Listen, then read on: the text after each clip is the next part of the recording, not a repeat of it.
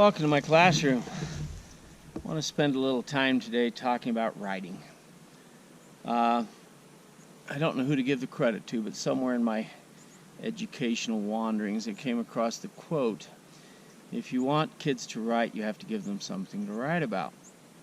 These type of environments are a great place to get kids writing because it gives them something to write about.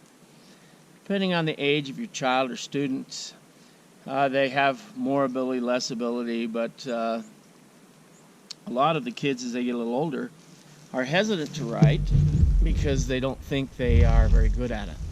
So let me teach you a few techniques that I use to get kids to write. First of all, I'll get them into a rich environment like this, and I'll ask them to describe something. For instance, let's pick these coneflowers right behind me. I'll ask them to stop and, in the quiet here, tell me what they're seeing.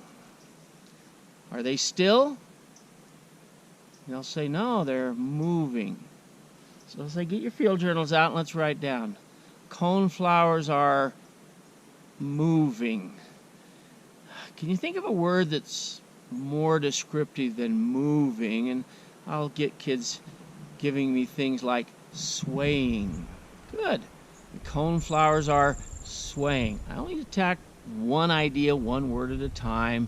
Keep it safe, and then I'll have them actually look at them as they're making those observations and getting words. All right, so the coneflowers are swaying. Is there a word that I can describe how they're swaying? Right now I'm probably going to get a word like gently. Very good. They're gently swaying. Are there other words that I could use instead of gently swaying? How about lazily swaying? Somebody will give me I'd wait for them to give me the words. Peacefully swaying. And kids will begin to understand that there's a much nicer picture if they will take the time to just replace a word, add a word, and I just gently lead them into the idea of describing what they're seeing. While they're seeing it, describe what's going on.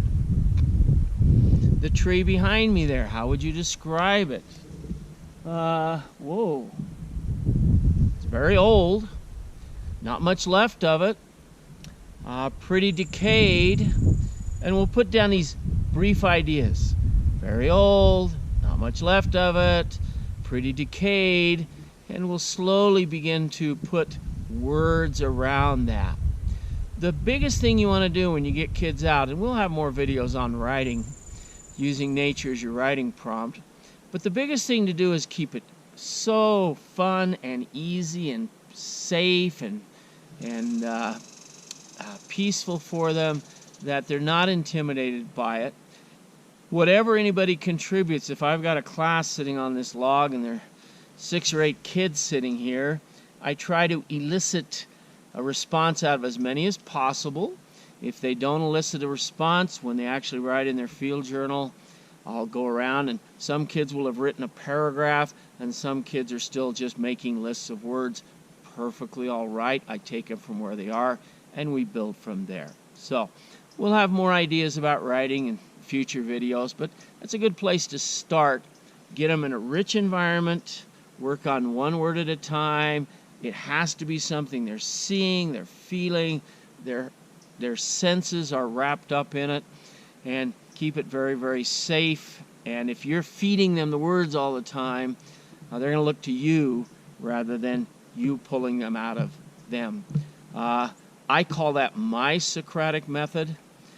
Socrates would sit in the town square and they'd say, "What do you think we should do about this war with Sparta?" And he never gave his opinion. He would say, "I don't know, what do you think? What do you think about that?" And he would elicit things. So that's really what the Socratic method for me looks like. So thank you for attending class today.